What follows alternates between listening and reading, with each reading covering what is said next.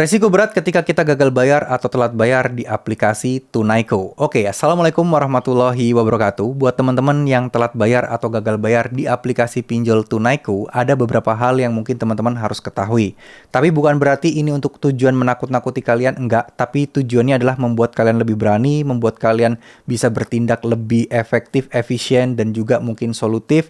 Dan juga agar teman-teman tidak gampang tertipu, bujuk rayu, ataupun ya mungkin anggapan-anggapan pernyataan-pernyataan yang menggiring teman-teman berpikiran yang tidak-tidak yang malah akan merugikan kalian sendiri. Oke, langsung aja kita akan bahas ya teman-teman ya. Pertama-tama kita harus tahu dulu Tunaiku itu siapa, pinjol apa mereka, dan ya di belakang mereka itu siapa ya. Tunaiku itu merupakan salah satu pinjol legal yang mana sudah resmi terdaftar di OJK. Dan Tunaiku ini di bawah Bank Amar ya, Amar Bank. Jadi ya udah pasti mereka legal. Dan masalah DC lapangan itu udah hampir kesebar di seluruh kota di Indonesia. Tapi ya nggak semua daerah pasti dalam waktu dekat datengin ya enggak. Ada daerah-daerah tertentu yang butuh waktu lama dan ada daerah-daerah tertentu yang memang tidak ada di lapangannya aja. Ya, jadi untuk daerah mana saja update terbarunya memang tidak pernah kita tahu. Ya, rata-rata kota-kota besar udah ada dan saya rasa ini teman-teman tidak perlu takut dulu ya. Kita mulai lagi untuk masalah denda, bunga, utang kita yang terus bertambah, itu udah pasti teman-teman alami. Masalahnya adalah, ya seberapa besar hutang pokok kalian.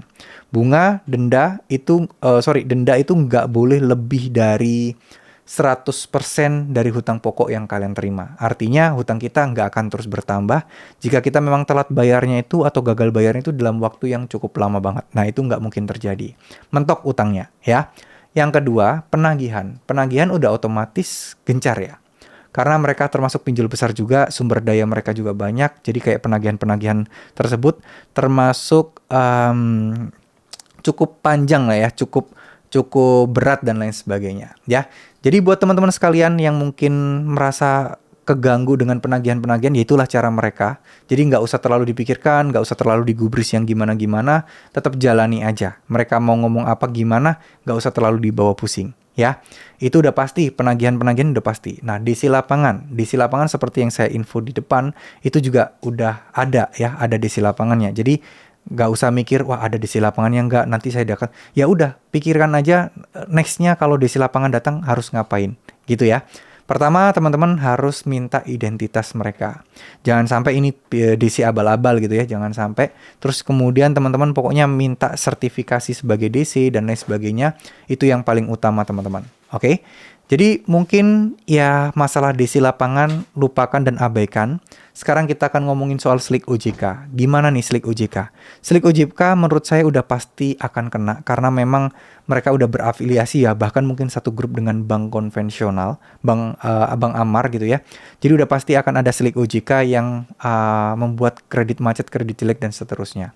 Dan saya juga pengen nyampein juga buat teman-teman ya yang mungkin di luar sana ini takut banget soal DC, mulai sekarang stop ya. Karena DC ini memang sesuatu yang menakutkan dan nggak kalian doang, di luar sana itu udah pasti banyak banget orang yang ketakutan soal DC ya.